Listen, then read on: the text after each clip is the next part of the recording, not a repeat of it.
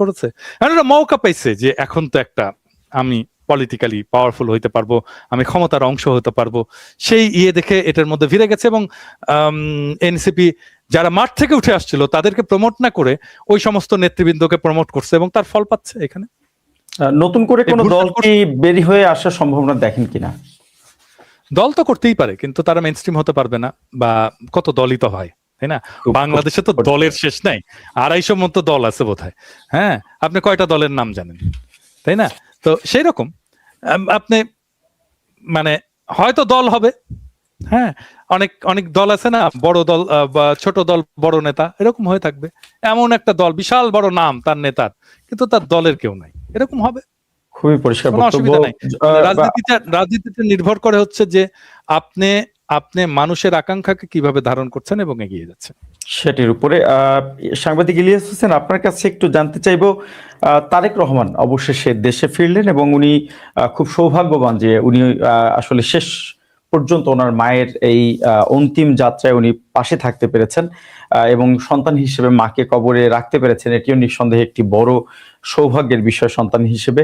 কিন্তু এই যে তারেক রহমানের দীর্ঘসূত্রিতা বাংলাদেশে ফেরার ক্ষেত্রে এবং সেই রহস্যের আসলে সমাধান শেষ পর্যন্ত হলো কিনা, আমরা যদি 5ই আগস্টের পর থেকেও চিন্তা করি, প্রায় 1.5 বছর পরে উনি দেশে ফিরলেন। এই 1.5 বছরের উত্তর আসলে এখনো অনেকটা ধোঁয়াশা রয়ে গেছে। একই সাথে যদি বাংলাদেশের আইন শৃঙ্খলা পরিস্থিতির কথা বলি, বিশেষ করে হাদি হত্যার পর বাংলাদেশের আইন শৃঙ্খলা পরিস্থিতি নির্বাচনের আগে আরো বেশি প্রশ্নবিদ্ধ হলো। এরকম একটি প্রশ্নবিদ্ধ পরিস্থিতির মধ্যে উনি দেশে ফেরার আসলে সাহস করলেন। কিভাবে দেখছেন আসলে তারেক রহমানের দেশে ফেরার এই বিষয়টিকে? তারেক রহমান দেশে ফেরার সাহস করলেন, এটা মানে সাহস না করার কিছু, এটা সাহসের কিছু না, এটা তারেক রহমানের দেশ। মানে 5 তারিখের পরে তারেক রহমানের জায়গায় আমি হইলে আমি 6 তারিখে দেশে যেতাম। তারেক রহমানের কথাতেই দেশ চলতো। মানে আমি পুলিশের অনেকগুলো মানে নিয়োগের খবর জানি, তো যে ওইসব জায়গায় নিয়োগ হচ্ছে, অমুককে দিচ্ছেন ভাই, উনি ওই অমুক হলের ছাত্র দলের সেক্রেটারি ছিলেন, উনি অমুক বিশ্ববিদ্যালয়ের ছাত্র দলের এই কমিটিতে ছিলেন, এই নামের উপরে পুলিশের দেওয়া হতো। জামাতেরও অনেক লোককে এইভাবে বিভিন্ন জায়গায় বসানো হয়েছে। সো খুব বেশি প্রভাব ছিল বিএনপি, যেহেতু বিএনপি অনেক বড় দল। এবং এখনো পর্যন্ত আপনি এখনো যদি নাকি দেখেন যে তারেক রহমান আসার পরে রাষ্ট্র যেভাবে তারেক রহমানের নিরাপত্তা সহ তার বিভিন্ন অনুষ্ঠানগুলো যে করা হলো, সেই অনুষ্ঠানগুলোরও যেই মানে কি বলবো, যে সরকারের যে পদক্ষেপগুলো ছিল সেটা চোখে পড়ার মতো।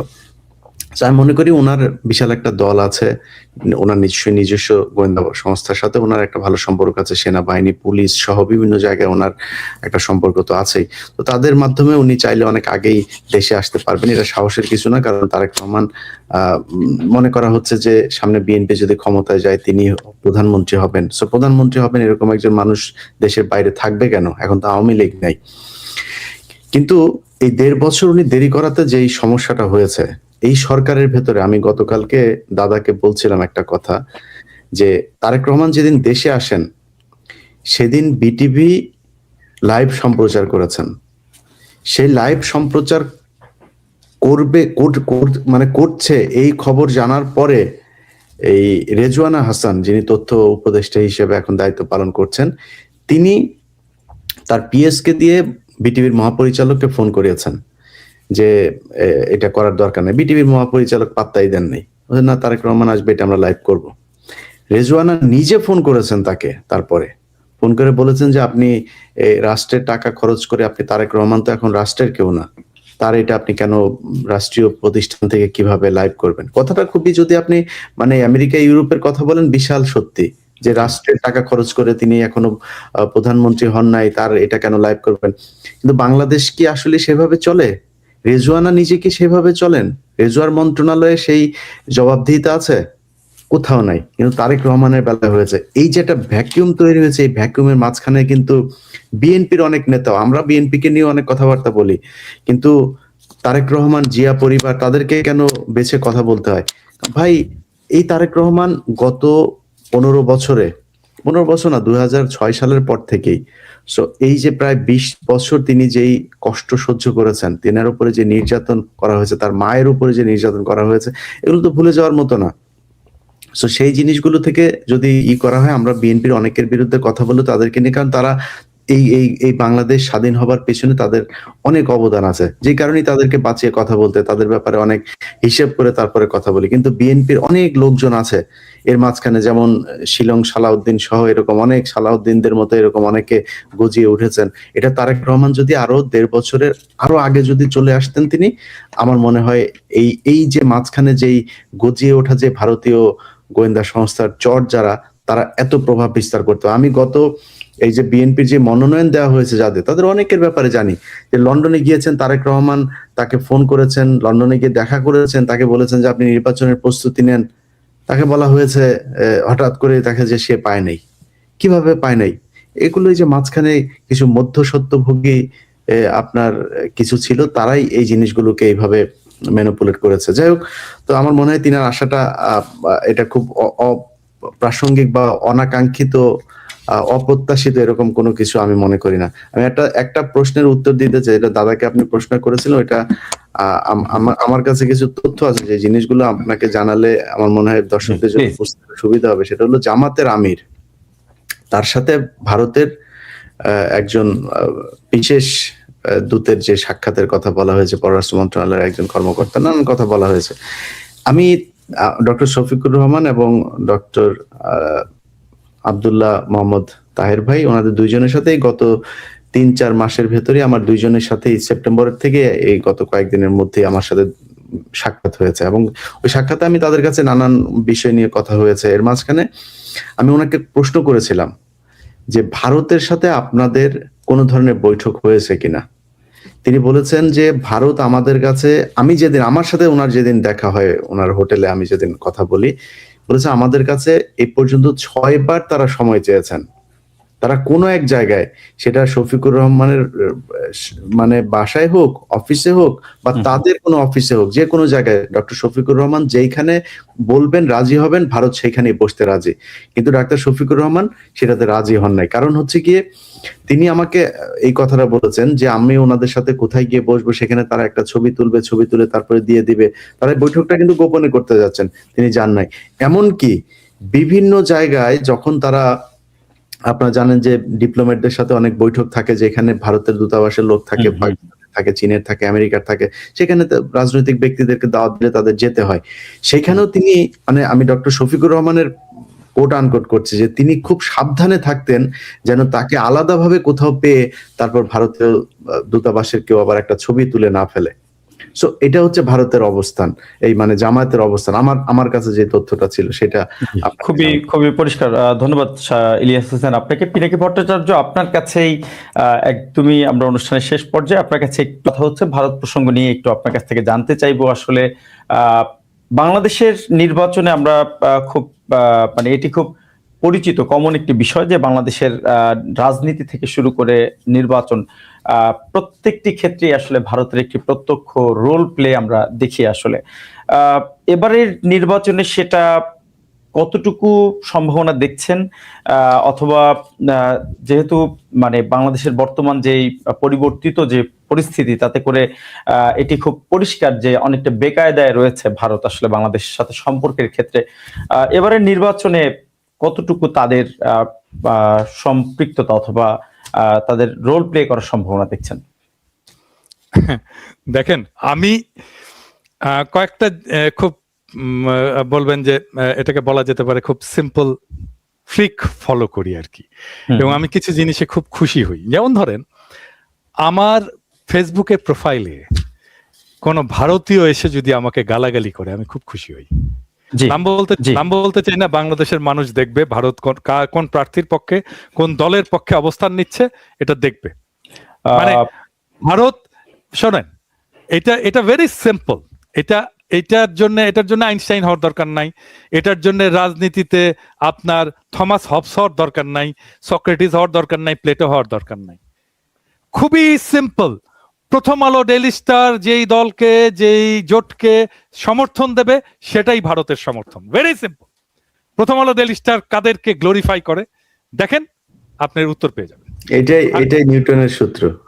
এটাই নিউটনের সূত্র, সহজ সূত্র। প্রথম আলো ডেইলি স্টার যার পক্ষে তারাই ভারতের প্রার্থী। আমরা নতুন আরেকটি সূত্র আমাদের দর্শকদের জন্য পেলাম আপনাদের থেকে। দর্শকদের খুব কৌতূহলের একটি প্রশ্ন দিয়ে আমাদের অনুষ্ঠান শেষ করব। দুজনের জন্য একই প্রশ্ন, আপনারা কবে ফিরছেন দেশে? প্রথমে পিনাকি দার কাছে যাই, এরপর আপনাদের দেশে ফেরা নিয়ে দর্শকদের একটি বড় কৌতূহল আমরা লক্ষ্য করছি। আসলে এই বিষয়ে কোনো মন্তব্য করবেন কিনা? দেখেন, আমি আসলে কেন দেশে ফিরতে পারিনি সেটা নিয়ে আমি অনেকবার নানাভাবেই ব্যাখ্যা করছি। সেটাকে অন্য অনেকভাবে বলার চেষ্টা করা হয়। হ্যাঁ, আমি ফিরতে চাই। হ্যাঁ, আমি ফিরতে চাই এবং আমাকে ফেরানোর জন্য অনেকেই অনেকভাবে চেষ্টা করেছে। হ্যাঁ, এবং আমি দায়িত্ব নিয়ে বলছি, মানে এমন ধরেন রাষ্ট্রের প্রধান নির্বাহী প্রফেসর ইউনূসকে বলা হয়েছিল, একাধিক জন বলেছে যে পিনাকিকে, এবং উনি চাইলে এটা 1 ঘন্টার মধ্যে হয়ে যেত, পিনাকিকে ফেরত নিয়ে আসার ব্যবস্থা। খুবই দায়িত্বপ্রাপ্ত মানুষ, আমি নাম বলছি না তাদের কারোই, কিন্তু আপনি ধরে নিতে পারেন যে ধরেন বাংলাদেশে যদি আপনি 10 জন খুবই গুরুত্বপূর্ণ মানুষের কথা চিন্তা করেন, এরকম 10 জন গুরুত্বপূর্ণ মানুষের মধ্যে অনেকেই আমার কথা বলেছে প্রফেসর ইউনূসকে সরাসরি, এবং আমি তাদের মধ্যেই কারো কাছে থেকে ফিডব্যাক পেয়েছি। আমার কথা যখনই প্রফেসর ইউনূসকে বলা হয় উনি দার্শনিক হয়ে যান, আকাশের দিকে তাকায় থাকেন আর কি।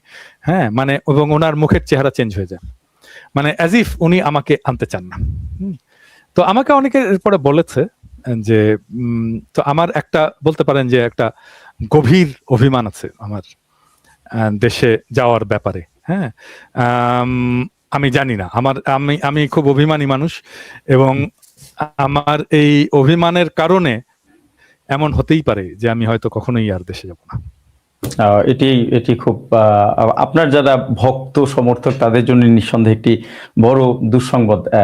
আমি ধরেন আমি যেই জিনিসটা খুব বেশি করে চাইছি, এটা আমার জীবনের একটা ট্র্যাজেডি বলতে পারেন, আমি যেটা খুব বেশি চাইছি আমার জীবনে সেটা আসেনি কখনো। হ্যাঁ, আমি সেই জন্য কোনো কিছু চাই না, আমি সেই জন্য বলি আমি দেশে যেতে চাই না। হ্যাঁ, যদি এই বিরাগ থেকে একদিন হঠাৎ করে মানে সত্যিকার অর্থে আমি কিন্তু আমি যখন কর্পোরেট জব করতাম আর কি, তখন আমি ওভারসিজ পোস্টিং চাইতাম, এবং আমি চাইতাম যে প্যারিসে আমি যাব, আমার পোস্টিং হবে প্যারিসে। হ্যাঁ, এটা আমার উচ্চাশা ছিল বলতে পারেন ওই সময়, কম বয়সে আর কি। তো সেটা কিন্তু তখন হয়নি। তারপরে আমি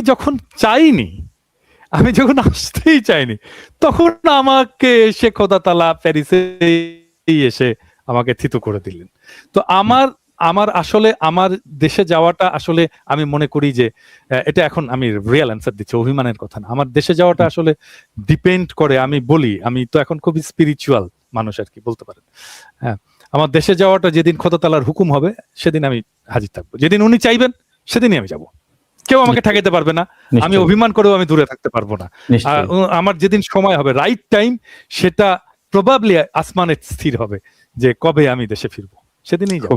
কেউ আমাকে ঠেকাইতে পারবে না সেদিন, এবং আমার কোনো অভিমান আমাকে দূরে রাখতে পারবে না। কিন্তু ব্যক্তিগতভাবে আমি কোনো নিজে থেকে উদ্যোগ নেব না। খুব পরিষ্কার বক্তব্য। পিনাকি ভট্টাচার্য, যেদিন ওনার হুকুম হবে সেদিন আমি যে ইলিয়াস হোসেন, আমরা পিনাকি ভট্টাচার্যের উত্তর পেলাম। আপনি চাইলে এই প্রশ্নের উত্তর দিতে পারেন, আমরা যদি আপনার থেকে উত্তর পাই। আমার প্রশ্নটা আর অনেক বেশি মানে আপনাকে সুস্পষ্ট ভাবেই দেওয়া যাবে। আমার নামে এখনো পর্যন্ত 4টা মামলা পেন্ডিং আছে, যে মামলাগুলোর ব্যাপারে সরকার কোনো পদক্ষেপ নেয় নাই। এটি কি মানে ফ্যাসিস্ট আমলের মামলা? আমার সব মামলা ফ্যাসিস্ট আমলের। ওহো। আমার প্রথম মামলা হয় হচ্ছে 5 জানুয়ারির যে নির্বাচন, ওই নির্বাচনের 3 দিন পরে আমার নামে একটা মামলা হয়। আমাকে যেদিন ডিজিএফআই ডেকে নিয়ে যায়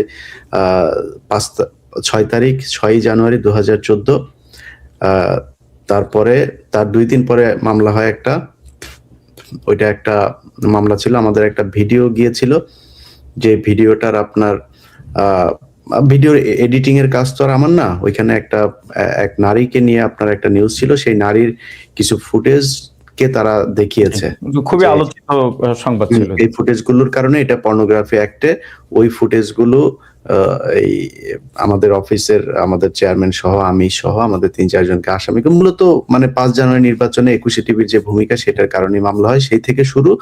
এরপরে বিভিন্ন সময়ে আপনার ইলিয়াস হোসেন সেই মামলায় সম্ভবত ২১ টিভির চেয়ারম্যান আব্দুল সালাম সাহেব উনি নিজেও এই মামলার আসামি ছিলেন। জি, তার মানে সেই মামলা কি এখনো চলমান?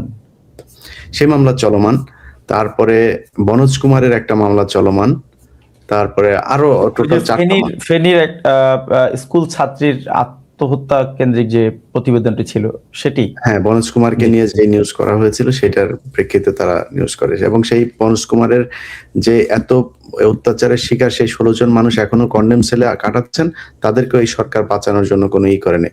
এখন যে দাদা একটা কথা বললো না যে ইউনূস উদাসের মতো এদিক ওদিক তাকায়, অনেকেই মনে করেন, ধরেন মানে আমি কখনো বলি নাই যে আমি কোনোদিন উপদেষ্টা হব, দাদাও কোনোদিন বলে নাই সে উপদেষ্টা হইতে চায়, তো মানে এটা আমরা হইতে চাইনি, কিন্তু অনেক মানুষ না আমি বলছি ইন্ডিয়ান নায়িকা বিষয়ক উপদেষ্টা হইতে চাই, আমি সবসময় বলছি।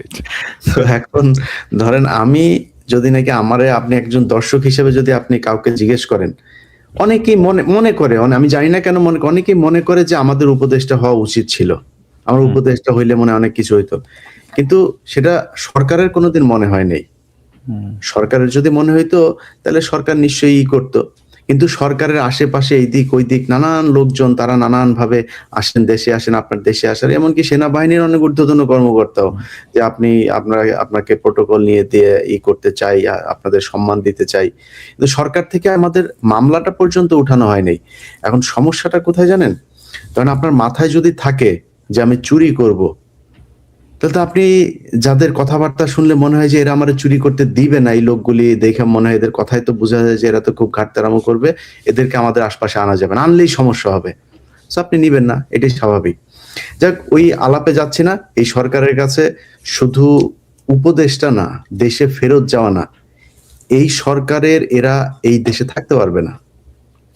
এই সরকারের ইউনূসের আশপাশে যে কজন আছে একটা দেশে থাকতে পারবে না। আমি আপনাকে চ্যালেঞ্জ করলাম, কালকে এই পরশুদিন খালেদা জিয়ার গিয়ে জানাজায় গিয়ে আসিফ নজরুল আর এই শফিক যে দৌড়টা দিয়েছে, মানুষ সেটা দেখেছেন। সো এই দৌড়দৌড়ির উপরেই তাদেরকে থাকতে হবে সারা দুনিয়ায়। তারা যে বাইরে গিয়ে আরামে থাকবে সেটা না, সারা দুনিয়া। আমরা তো তাও কোপ আপ করে ফেলেছি বিভিন্ন জায়গায় থাকতে হয় কিভাবে, ওরা এটাও পারবে না, সম্ভব না। এখন আপনার দেশে ফেরার বিষয়টি আসলে আপনার যে মামলাগুলো চলমান সেটি হয়তো অনেক দর্শকের আসলে আমি দেশে ফিরবো যেদিন আমার যুদ্ধ শেষ হবে, সেদিন আমি এই দেশের কারোর অন্য একজন ভিনদেশী পতিতা ব্যবসা করত এরকম একজন চুরি করে আনা আমার দেশকে ভাগ করার জন্য যেই জাতীয় সঙ্গীত লেখা হয়েছিল, সেই জাতীয় সঙ্গীত আমার জাতীয় সঙ্গীত থাকতে পারবে না। এই শর্তে আপনি যেদিন করবেন, আমার 16ই ডিসেম্বর বিজয় দিবস অনেকে বলেন না, আমি এটার বিজয় দিবস মনে করি না। আমি সেদিন বিজয় দিবস পালন করব 16ই ডিসেম্বরকে, যেদিন ভারত পালন করবে না। ভারত যেদিন বলবে যে এটা বাংলাদেশ আর পাকিস্তানের যুদ্ধ ছিল, সেদিন আমি বিজয় দিবস পালন করব। কিন্তু ভারতও বিজয় দিবস পালন করবে, বলবে যে ভারত পাকিস্তান যুদ্ধ, আর আমিও বিজয় দিবস পালন করবো, আমি এটারে বিজয় দিবস, ওই দিন ওইটা সেটেল হইতে হবে আগে। সো এই জায়গাগুলো ঠিক হইতে হবে ভাই, তারপরে দেশে যাওয়ার চিন্তা ভাবনা করবো। আর এর মাঝখানে আবার আমার নাকি আবার উঠায় নিয়ে যাবে কারা, উঠায় নিয়ে গেলে দেশে যায়, তারপর দেখা হবে, ওইটা আবার অন্য জিনিস।